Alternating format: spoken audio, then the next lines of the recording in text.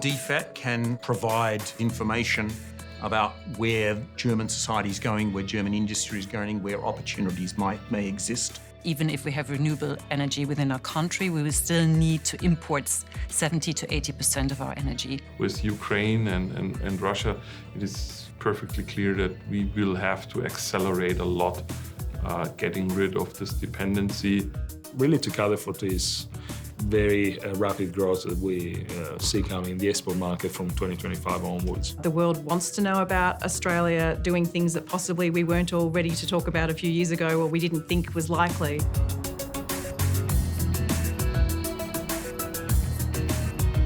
Hi, I'm Tim Harcourt, the Airport Economist. In this episode, we will look at how climate change and geopolitics are accelerating the transition to renewable energy and the role that hydrogen will play in the new economy. I'm here today on the traditional country of the Kaurna people at the Australian Hydrogen Conference in Adelaide, the capital of South Australia. South Australia is the first gigawatt grid in the world to achieve 100% solar and 100% wind energy on different days, and could even be powered 100% by rooftop solar alone in the near future, with 1 in 3 households having rooftop solar. With all this renewable energy, South Australia has positioned itself to play an important role in the transition to a low emissions economy, with companies I've spoken to before like the Australian Gas Infrastructure Group and Whyalla Steel using renewable energy to decarbonise their operations. A common element in both those companies' operations is hydrogen, so I'm keen to learn more about it, including the opportunity for Australia to be a low emissions hydrogen export powerhouse.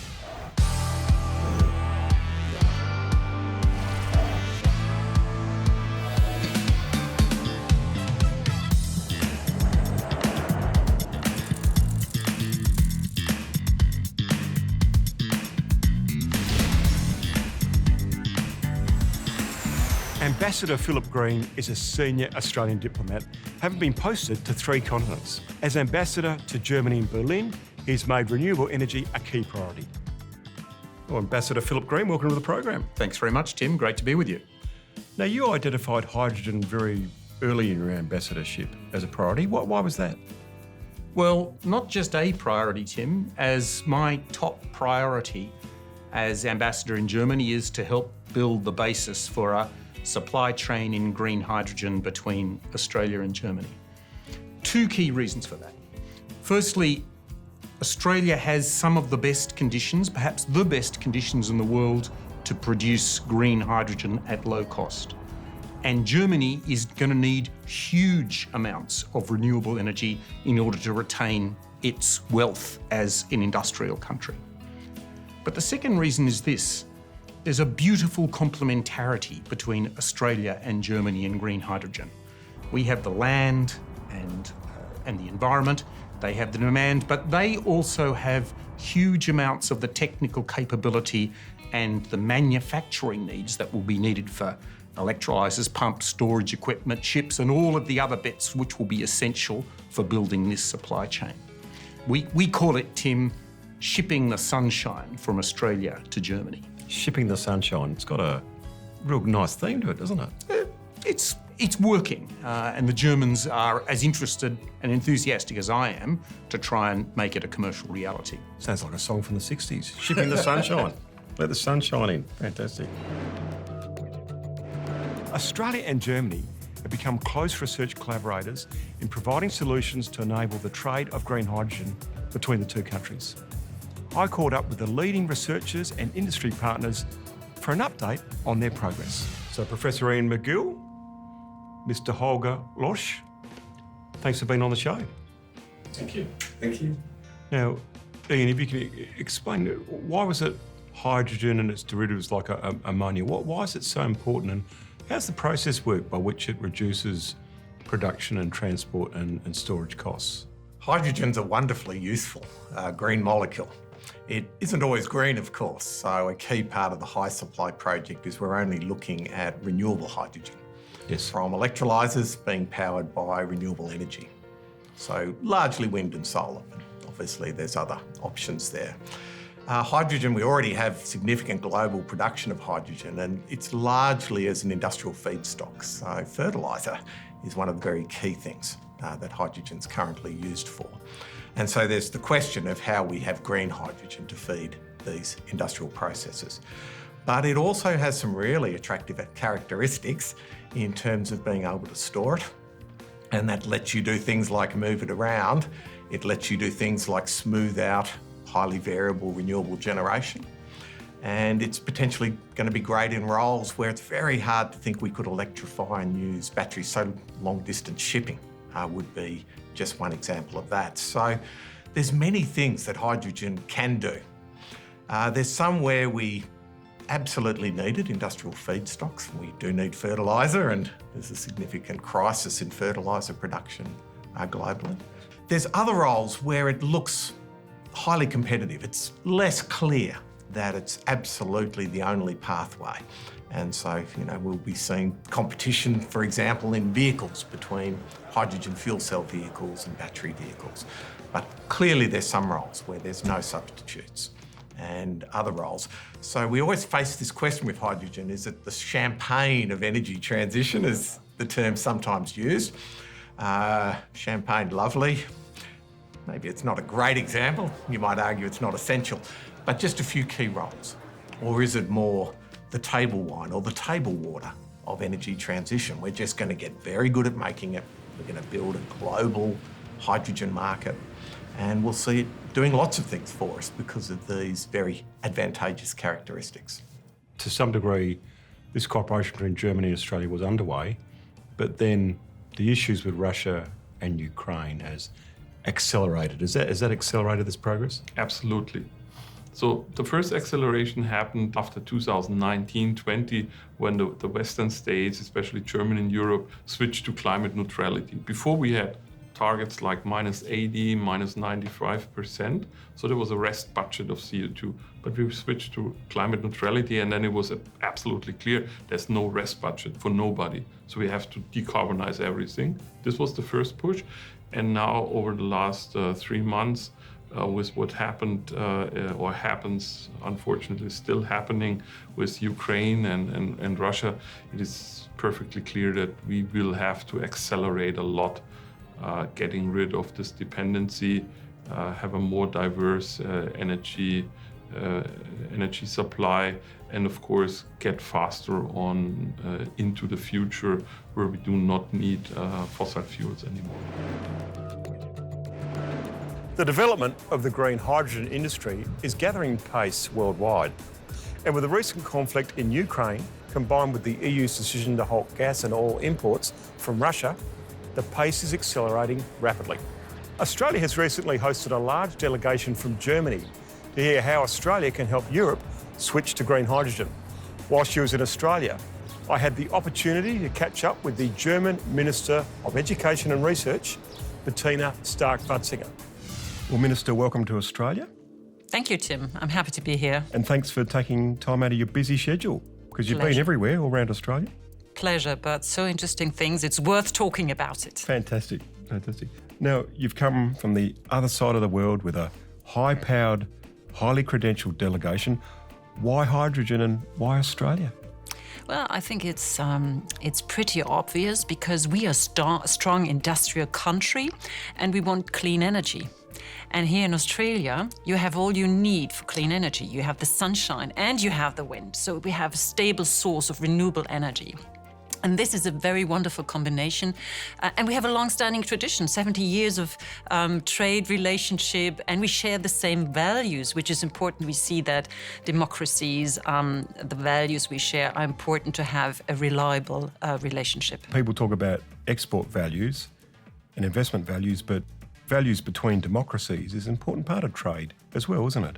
Yeah, we learned it the hard way recently. We see the horrible war of aggression against Ukraine from Russia, and Germany is very dependent on having energy imports. Even if we have renewable energy within our country, we will still need to import 70 to 80% of our energy.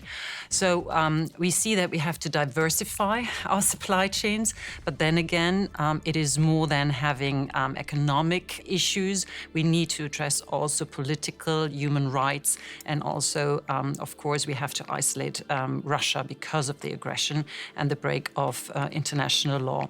So again, I think all countries sharing same values, having stable democracy, we should stick together, work together, and solve the challenges that lie ahead of us.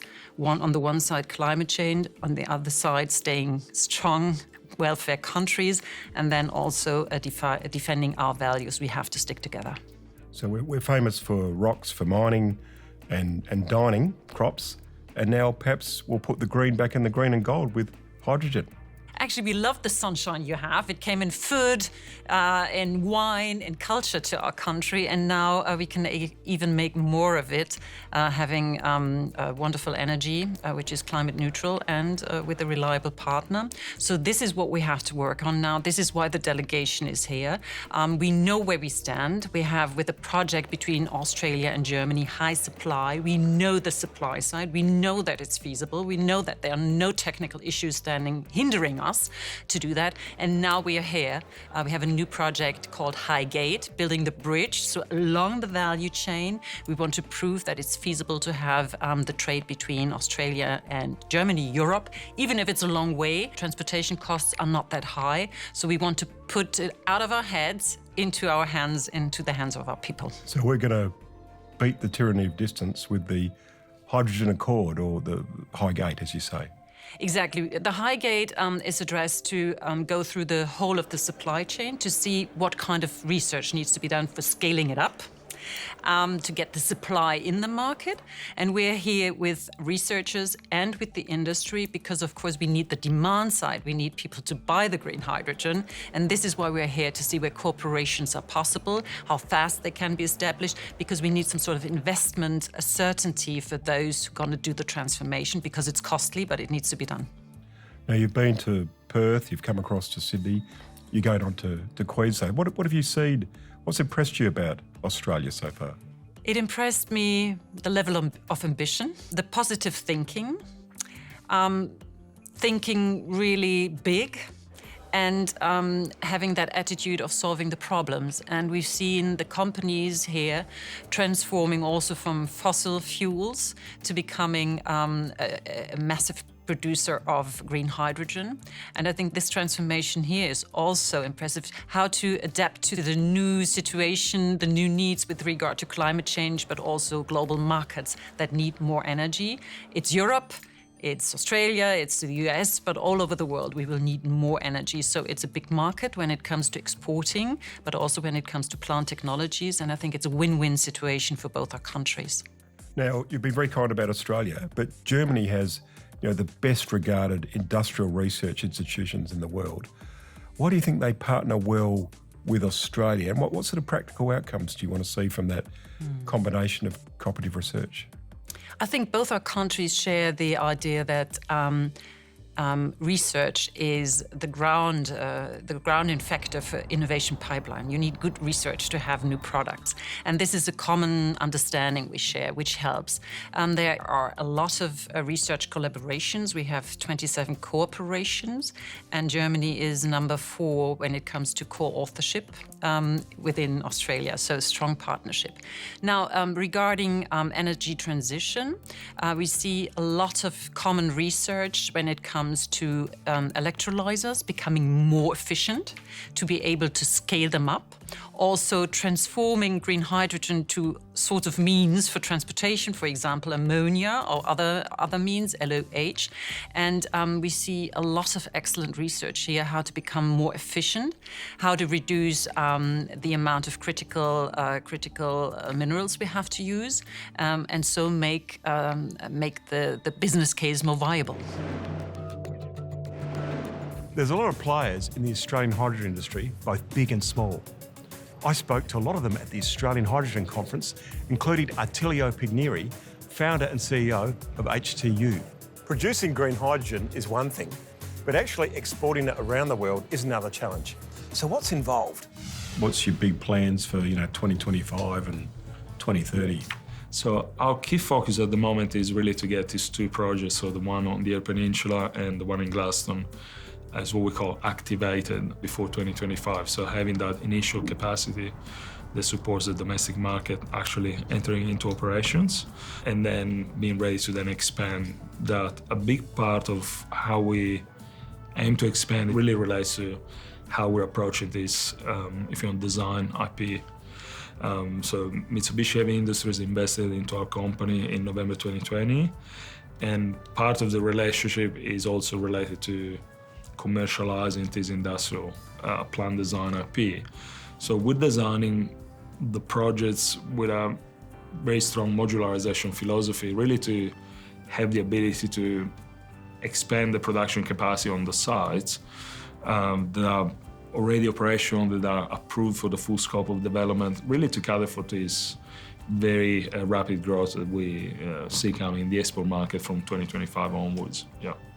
Has the high supply program helped you? Yeah, it's been very interesting to participate in high supply.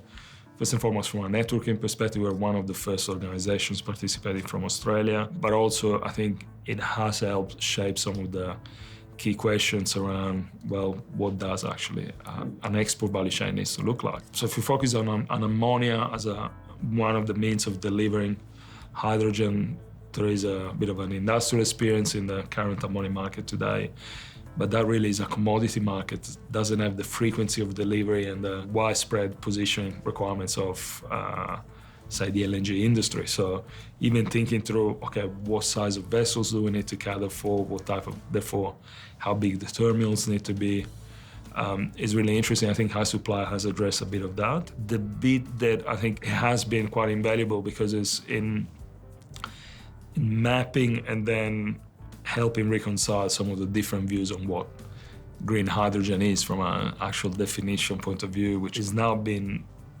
locked in Europe, but that's been an evolving policy landscape. And I think iSupply has been really useful in helping Australian and German, say European counterparts. For example, Port of Rotterdam is a participant in iSupply, really thinking through how to align on a definition of green hydrogen, which is actually ultimately going to be accepted in the importing countries. Yeah. Australia is ideally positioned to become an export powerhouse of green hydrogen. But to do it, we need scale and at the right cost to be competitive. I spoke to an expert who can tell us how it's done. Dr. Fiona Simon is CEO of the Australian Hydrogen Council. She recently represented Australia at the World Hydrogen Summit in Rotterdam and is here in Adelaide hosting a high-powered conference on hydrogen. Well, Dr. Fiona Simon, welcome to the show. Thank you so much. It's lovely to be here. So, today's conference, there are a lot of people. Is it a record for a hydrogen conference? Well, it's certainly a record for us, as I understand it. I think there's something like 700 people. And really, isn't it not only indicative of the draw of Adelaide, but not only indicative of hydrogen and the profile that it's developed, but also just people wanting to get out and meet those people they've been Zooming with over the past couple of years. And so I've seen lots of sort of joyful reunions, a bit like at the airport, where you're greeting someone who you've actually become very close friends with but never met in person. So it's a bit like Love Actually, seen at the airport. It is like that, but without any of the sexism. Yeah. That's right. There's a bit of that. Yeah. We've heard a lot about, green hydrogen hubs. What is a hub and what's an Australian hub? Can you explain it to the viewers? It can be challenging sometimes, but the gist of it is a co-location of various forms of use with the hydrogen production. And the reason to do this is because we're pre-commercial with the hydrogen industry. And really each part of it is pre-commercial, so the production through to the use. So the more that you can co-locate and have entities be able to share infrastructure, be able to share the output from a hydrogen production facility, then the lower the costs are for everyone, and you're de-risking it to some degree as well. So the hubs are a way of bringing everything together to try to get something up that then becomes commercial, and also allows for sort of learning and there's a lessons learned opportunity there between the different parts of the value chain, and having multiple hubs is a great thing because the hubs can specialise in different areas. They can bring together different parties. There can be some healthy competition possibly, and then ideally we develop spokes between our hubs, and we actually manage to go national on the back of it. You're a bit of a rock star at the Rotterdam World Hydrogen Summit, and Australia was well represented. We really were. It was fantastic. It was widely commented on just how many Australians were there. And what can we learn from Rotterdam as Australians, given our presence there? I think we learned we can do it. I think we learned that we can all turn up and that the world is listening. The world wants to know about Australia doing things that possibly we weren't all ready to talk about a few years ago, or we didn't think was likely. So we now know that we can export hydrogen and its derivatives to Europe with the cost of that transportation not actually being too large a portion of the overall cost, because prior to that, people had assumed why would anyone buy hydrogen from Australia when you can get it from many closer countries. But what we've seen unfold in the last couple of years is a much stronger view from the Europeans, and particularly the Germans, about the desire for shared values to have this enormous role in how they think about the energy transition. And that has really intensified, as you can imagine, since the Russian invasion of Ukraine, where we were there and they were able to see that we do share our democratic values, as well as being able to talk about the deep experience that so many people have already in Australia exporting energy like LNG. And when you take away the concerns about the extra travelling time, it becomes a rather lovely partnership. And we're seeing that now because there's so many Germans who've come to our conference. So I think what we got was a strong sense of the enthusiasm and the opportunity. And what we really need to do now is be Team Australia and not be team competing states.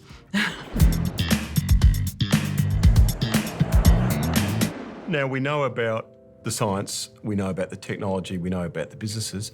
What role does the embassy play and the ambassador play in this? Well, I can help identify what are big opportunities, knowing Australia as I do and seeing the German society as I see it. I can also help draw people together, forming delegations, engaging senior people in Germany, pointing those who are coming from Australia to big opportunities. But I can also help to frame major events around things that are key opportunities. So we are this year celebrating the 70th anniversary of Australia-Germany bilateral relations. And rather than just have an art exhibition or some other or footy competition, we've framed that around hydrogen and about the fact that for 70 years, we've been shipping things that relate to sunshine, high quality food, high quality wine and so on, from Australia to Germany. But the next 70 years is really going to be about energy. And if we do make that, it'll be great for both of our societies.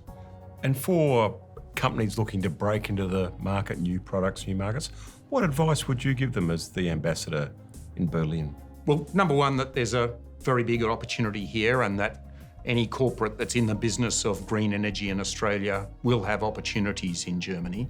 And number two, to engage with us and try to work with us to try to build what could be a very lucrative supply chain. We will be having delegations going between the two countries. My Austrade team is very good at finding German partners that Australian firms can work in. We will be hosting networking events which will bring people together. And there are members of my team who can provide some quite thoughtful advice. The final thing that we can do is to bring them in engagement with key German decision makers, because we are going to need to work hard at the high level to make this supply chain work. So how does Austrade and DFAT support companies and industries wanting to get involved in green hydrogen?